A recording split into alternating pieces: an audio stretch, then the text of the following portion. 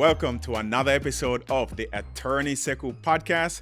I'm your host, Sekou Clarke, where law meets life, journeys turn into stories, and stories create legends. We have an exciting episode for you today. We have some really cool guests that I'm so excited for you to meet. So let's jump into it. A lot to unpack. It's March. So guess what? It is March Madness, and depending on when you see this, more than likely, your bracket got busted. My bracket is still ongoing because guess what? The Florida Gators, they're in the Final Four, their first Final Four since, I believe, 2014. Somebody can correct me if I'm wrong, but I'm super excited. Go Gators! So we have Florida, Auburn, Houston, and of course, Duke. So we're heavily represented by the SEC. I hope your bracket is still surviving, but it's looking to be super excited. Moving on to something a little bit more not as exciting. Interest rates with mortgages. We saw a little bit of a decline. We're still at 6.5%. So what does that mean for you? Does it create more windows of opportunities for you to buy, to invest? You know what? If you are in the market to buy a home, regardless of the interest rate, go for it. Why not? Because it's not going to stay here the whole time. You can go ahead and refinance at some point in time. But we do have a guest who will be discussing interest rates and what to do with your money, etc., etc. But if you are in the market, it's always a good time to invest right now because you are going to regret that one home that you can't afford that's on Zillow that you're going to be mad that went off the market. And then next year, the prices are going to go up. Because guess what? Because there's an increase in inventory, the prices will continue to go up. And last but not least, of course, I have to talk about a little bit of immigration.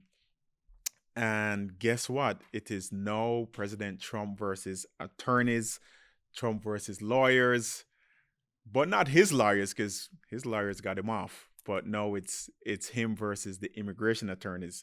Over the last couple of weeks, President Trump announced that the DOJ will be filing sanctions against immigration attorneys, immigration law firms who are blocking mass deportations, such as the nonprofits, huge law firms who they think are helping immigrants to circumvent immigration law.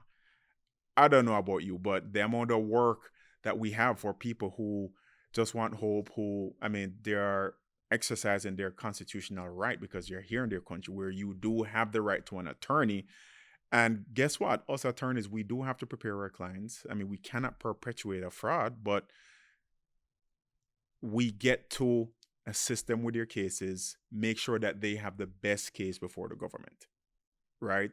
If it wasn't our right that was extended to us, it's something that we would not exercise. So that's what's happening.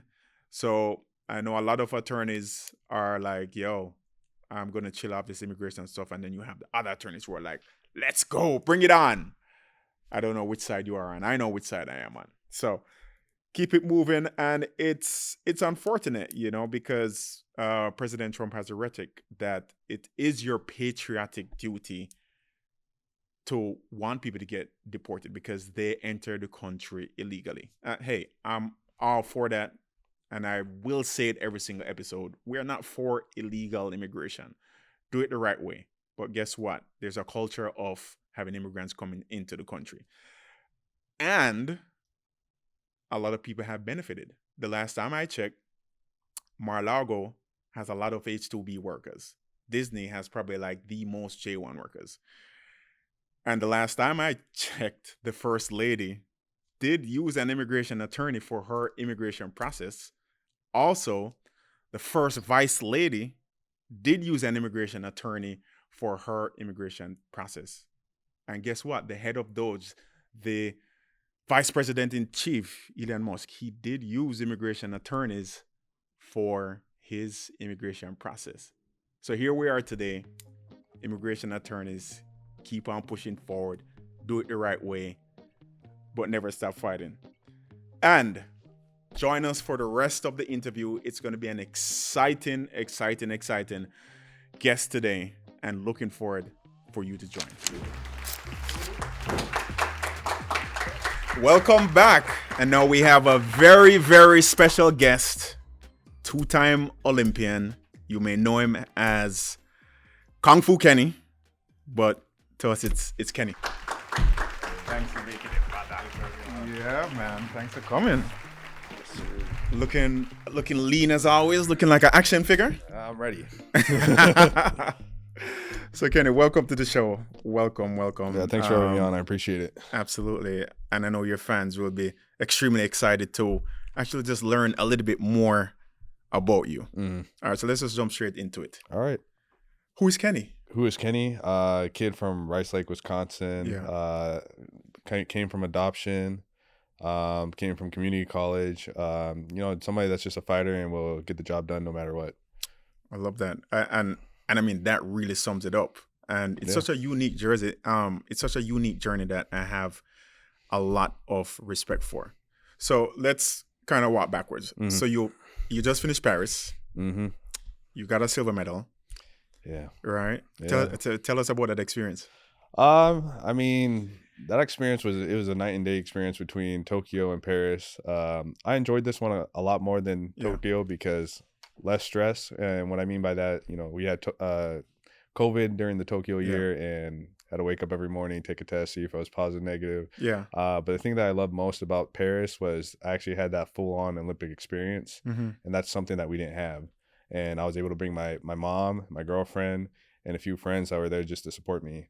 And that just meant the world. And just to go out in the stadium and just see the whole crowd and everybody cheering, like it was just electrifying, and it was a whole new experience. Awesome. And you actually did the 100 and the 200 here. Yeah, so that was something that I was trying to do going into Tokyo, and it was a goal of mine to represent the country running the 1-2 and the 4x1, and I accomplished that. And I had a little ups and downs. The 200, I didn't quite get the gold, but silver is still good.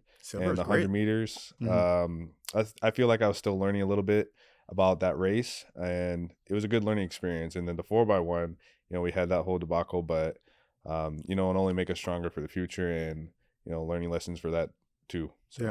So you got a silver here. Here meaning in Paris, and then you got a silver in Tokyo as well. And I mean, most people don't even make it to the Olympics, but you have 2 Olympic gold medals. What's that like? I mean, how does that even feel? Being able to represent my country and come out with 2 Olympic medals is an honor.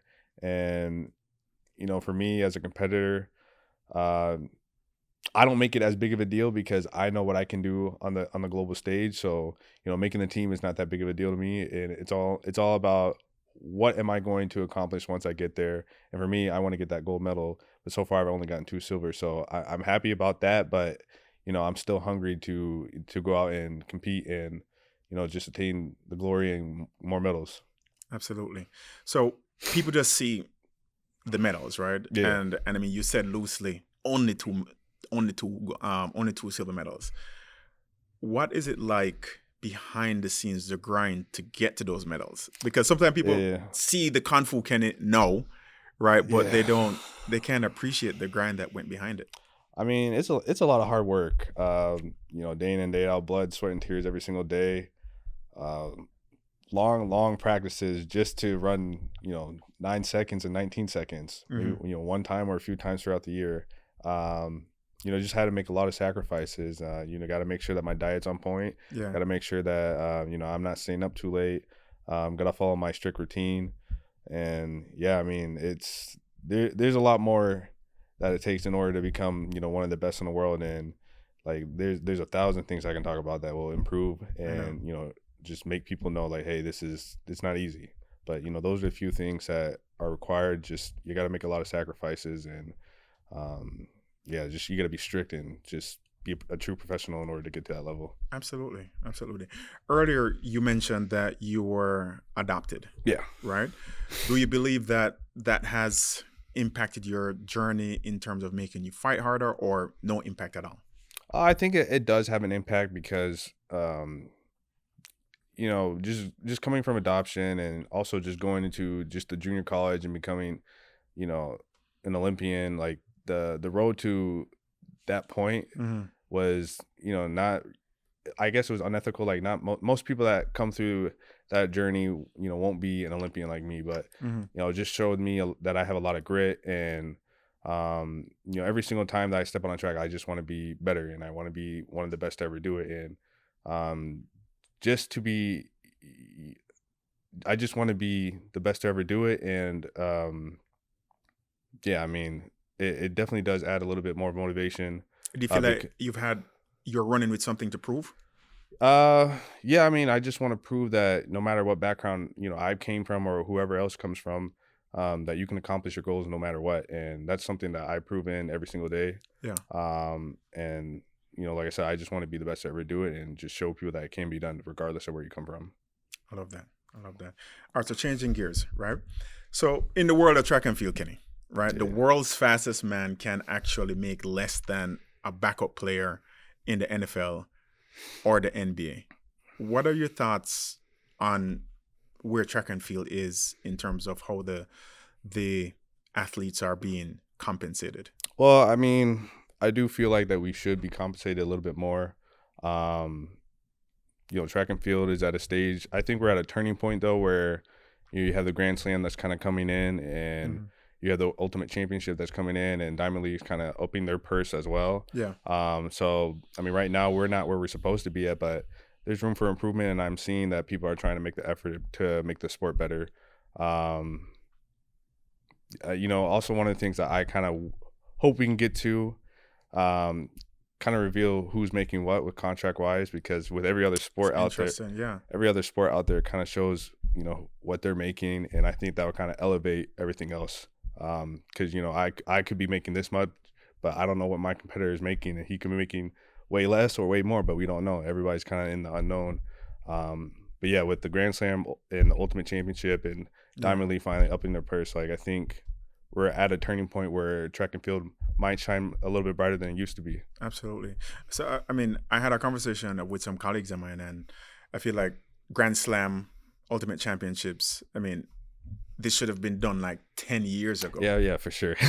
Right? I mean, I've always heard, people talking about track and field needs to have a change. And, for the past 10 years, there's always like, we need to change something. But, I guess it's a better late than never. I mean, Michael Johnson's finally taking the initiative and trying to, change the sport for the better.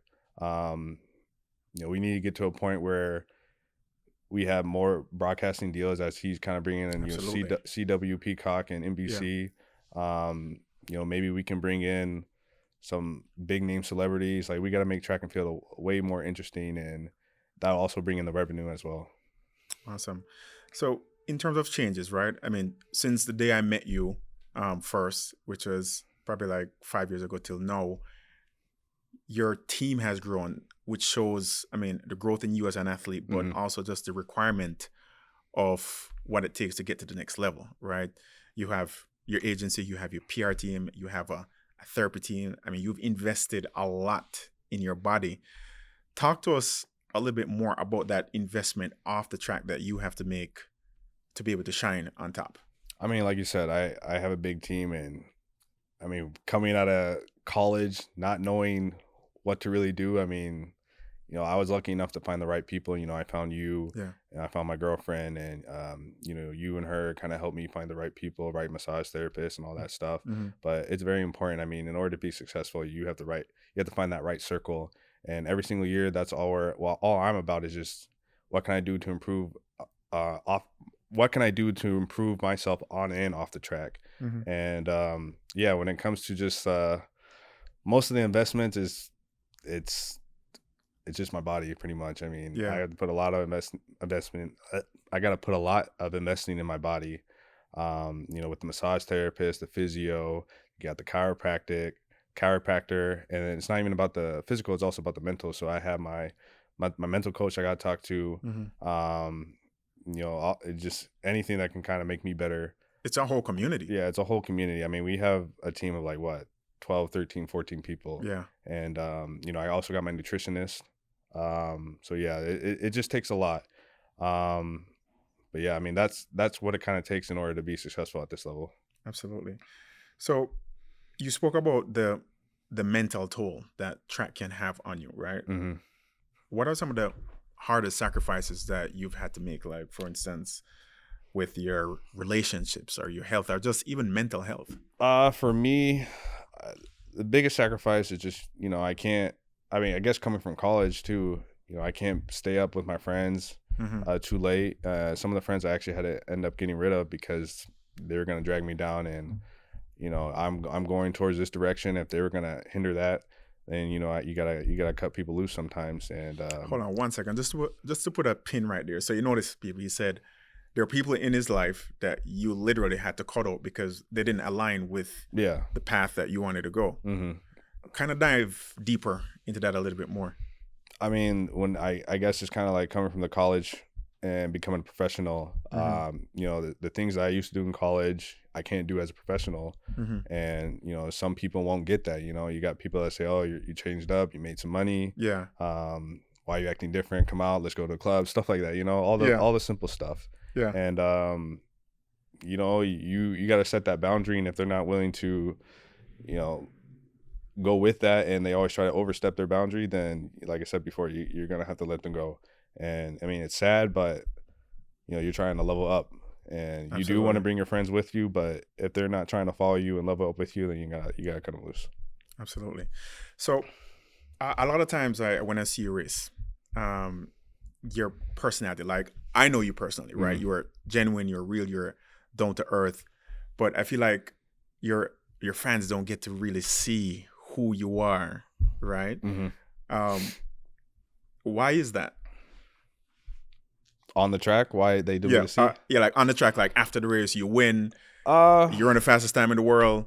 I mean, I'm there for one thing, and just to win. So as soon as I step on the track, I'm all about business. It's nothing but business. So I don't want anything to kind of distract me. But off the track, if you catch me out, I'll be the coolest guy, and we can have fun. And I mean, that's something that I'm trying to do. I'm trying to have a little bit more fun outside of track. But I'm also trying to show off who I am as a person when it comes to my YouTube and Instagram.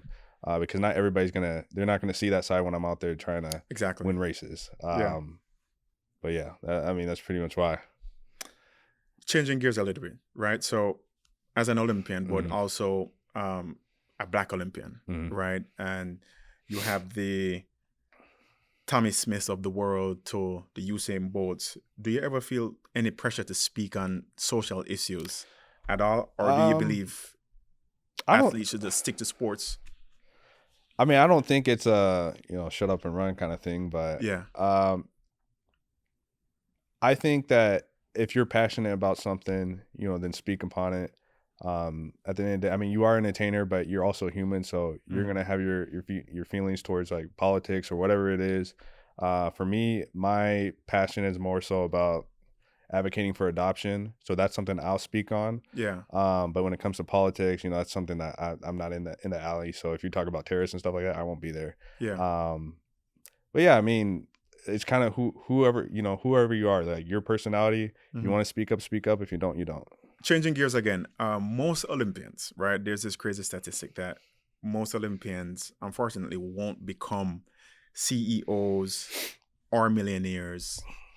What's your end game, and then what's your advice to other Olympians in terms of transitioning? I mean, my end game, when I'm in track, I want to be the best to ever do it. But when it comes to outside of track, I just want to improve myself every single year, just be a better person. I want to advocate for adoption. I also want to build a foundation. I just want to leave a legacy behind to where I can inspire the next generation. And, I love that. If it has anything to do with adoption or coaching or whatever, I'll do that. There's a lot of athletes that don't think about those things, but as soon as I became a pro, like, I already knew that this is not going to last forever. So what can I do in order to set myself up for when I retire, whether it's 30, 35 or whatever else. And that's something that most athletes, I feel like they don't think about that.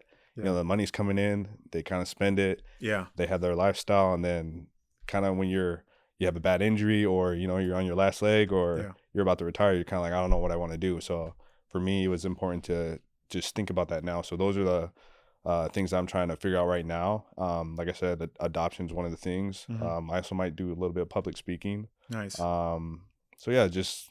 And you also invest as well. I mean, yeah, I invest in stocks, crypto. I started getting into that. Want to get into real estate a little bit too. Yeah. Like I said, I just want to be able to have something set up so when I do retire, it's a smooth transition and not something where I'm like, okay, I don't know what I'm gonna do with my life, freak out all that, and then end up making a decision I don't want to make.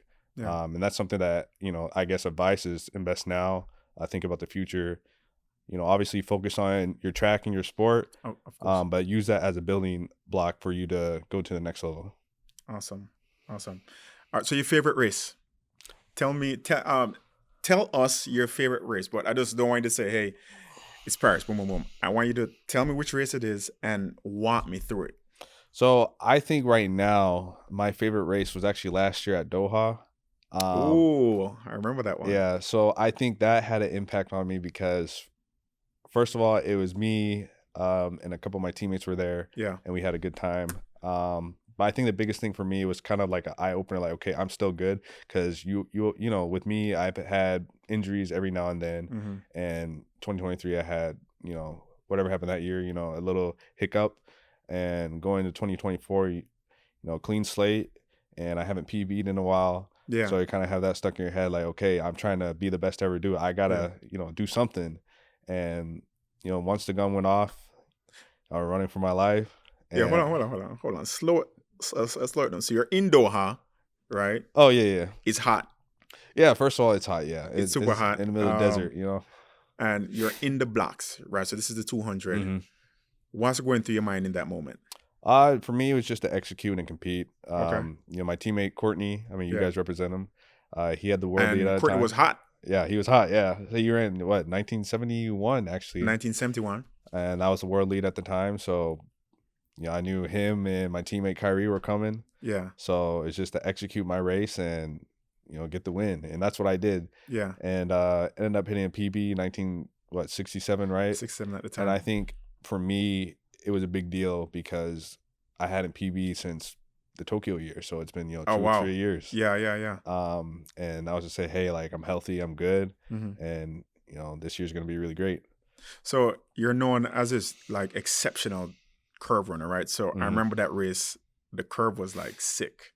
Yeah. For me, it's just getting, I don't want to swear, but, getting out on that curve. And I think I saw Courtney's hand. So I was like, oh, gotta go. So I just pressed on the gas and, left them in the dust. And how was your last 50? The last 50 could have been better, but I think since I haven't ran that fast in a while and I was a PB, my body was kind of like, what's going on here? So I had a little hiccup of where my arm swing was. Yeah. And my arm was kind of going outward like this. So I should have ran way faster than what I put there. But last 50 that was the best 50 I had in a while. Wow. So when you're coming down that stretch, right, after you come up the curve, are you thinking about how you're going to finish, or are you just thinking about your technique? I'm thinking about my technique. So how I used to do it, I would think about my finish, like, got to get to the line. But I realized that when I start thinking like that, I'm rushing the whole process. And that's when I start decelerating a lot faster. Yeah. So when I got off to the 120, or I'd say the last 100, it was just to, focus on the technique. I already set up the pace on the turn. Yeah. So what I got to do on the last 100 stretches is make sure just to be relaxed as I can be and just make sure to focus on the technique and get the win. And the whole race unraveled the way I wanted to, and it was a PB. And that's the thing about track is, a lot of people are going to be at the same speed level, but what the difference maker is going to be whose technique is better than others. Yeah. So we're talking about a 200, right? But you are also a really good 100-meter runner. Yeah. Right. You start dabbling in there.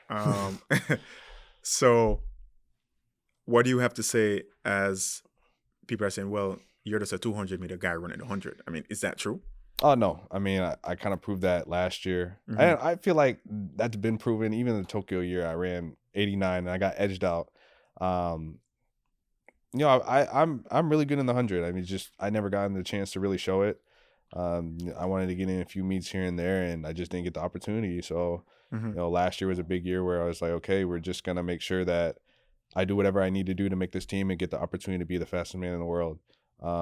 but yeah, that's solidified as I'm not just a 200 guy. Like I'm a 1-2, and if I want to go to the 4, I can be the 4 guy as well. Exactly. And I mean, people forget that you are one of, or maybe the only athlete to run 44/7 and sub 20 in what, like less than an hour? Same day, less than an hour, yeah.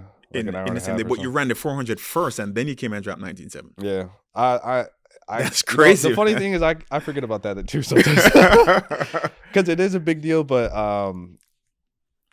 not a big deal to other people. But yeah, I mean that whole collegiate year was just a blur. I remember exactly what happened was I ran that 1949 the day before, and then I remember going on the internet, and that's something that you shouldn't do as an athlete. Don't go on the internet and see what people are talking about, because sometimes you can get that in your head. But I was saying, oh, the win dated is probably like 20 this, 20 that, and that added motivation. So I was like, okay, let me prove them wrong. Let's go out here, tear it up in the 2 again. And the thing about the 400, I was actually not running that full blast because I was thinking about the 200. Really? So when I ran the whole 400, I was trying to conserve a little bit of energy. And then I ran the 44/7. I was like, oh, that's like cool. And I was like, okay, now I got to get to this 2, because that's the thing that I heard people talking a lot of smack about. And then I went to the 2 and then ran the 19.8. And then, whole life changed after that. Right? Absolutely. So to change it up again, every athlete hits their wall, right? What has been the lowest point for you as an athlete? So for me, my lowest point was in 2023. I ended up having a little hiccup that year with a little tweak in the hammy, and made the team. And after that, I was 100% by the time we got to Budapest, and it was just, I guess it was just a bad race. I didn't run a few races before Budapest, so I think I was a little bit rusty. And once the gun went off, actually, let me go back. So when we went to the semifinals and the prelims, I felt great. Like technique on point, everything flawless. And then once we got to the finals, I think I just tried to overdo something. Because as soon as the gun went off, I got on the turn like I usually do. And I guess for me, sometimes I get a little too competitive, and I don't want to see other athletes right next to me. So when I saw other athletes next to me come off the bend, I was like, okay, I got to kick it up a notch and try to do that. And my body said, no, we're not doing that. So I kind of felt my hamstring almost tweak again. So I was like, okay, I got to take off I got to slow down a little bit. And that's when everybody started leaving me. And so you actually felt it in the race and you kept on going. It wasn't a whole tweak or anything. It was just kind of like a little warning, I guess I would say. Yeah. I felt something. It wasn't a tweak, but it was something, and I didn't feel comfortable. So I, slowed down a little bit. And that's when everybody else started getting the edge. And, as soon as I crossed the finish line, that was my worst moment, because since I became a pro, I've always medaled, except for 2019, but I don't count that year. Yeah.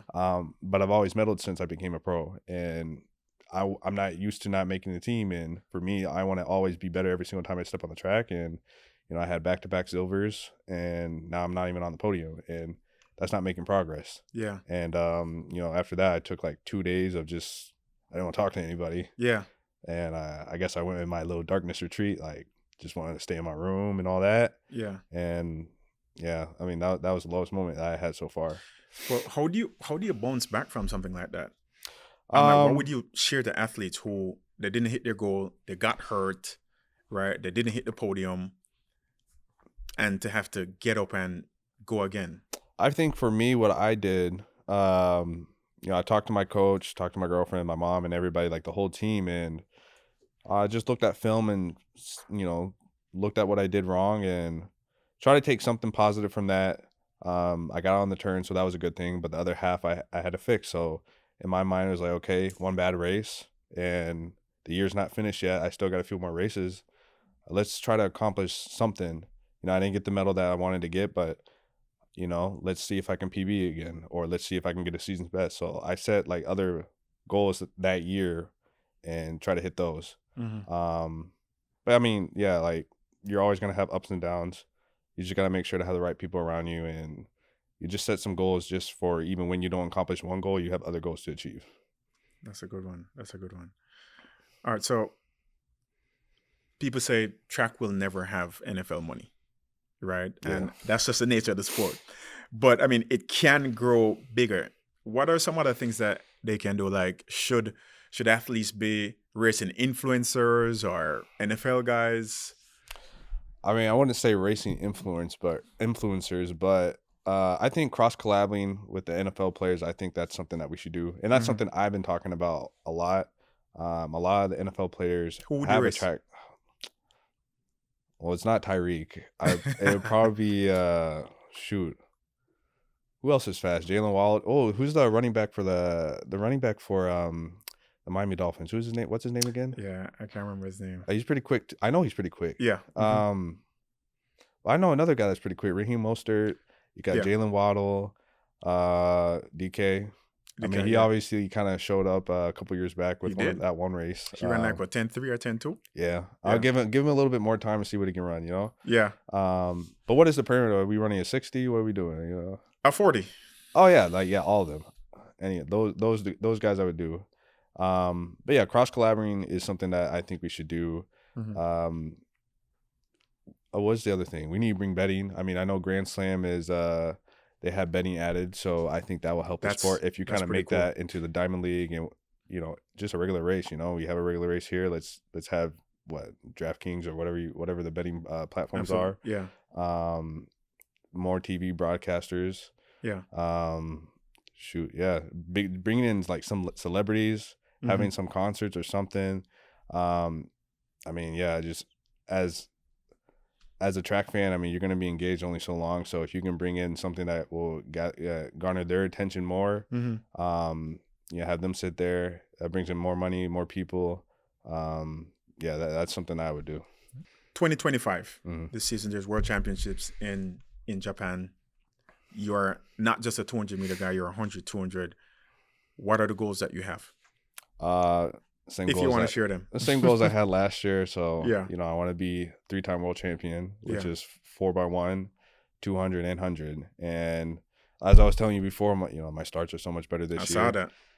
The man's start is crazy now. Yeah. So, I mean, the biggest thing is that I have that consistency factor, and, those are all attainable. And, I just got to make sure to, grind it out, make sure to listen to my coach and follow my routine, and we'll get that done. Okay. All right. Your legacy. What do you want people to remember about Kenny Bednarek, a.k.a. Kung Fu Kenny, when all is said and done? First thing, I just want to be remembered as the best to ever do it.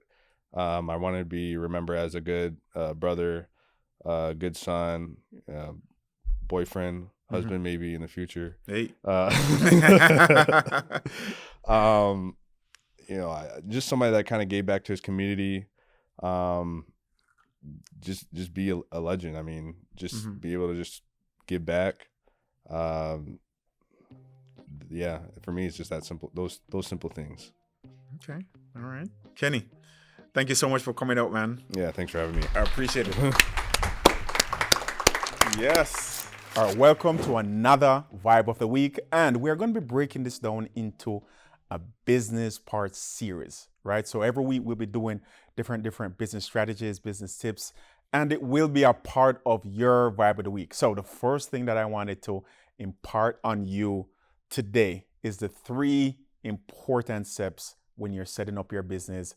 I wish I took these steps from day one, but guess what? We're here now, so I'm imparting this on you. You want to have these 3 important things. 1, your people. You have to invest in good people, not because it's your friend, not because it's your family, not because the person has a cool vibe. You have to invest in good people.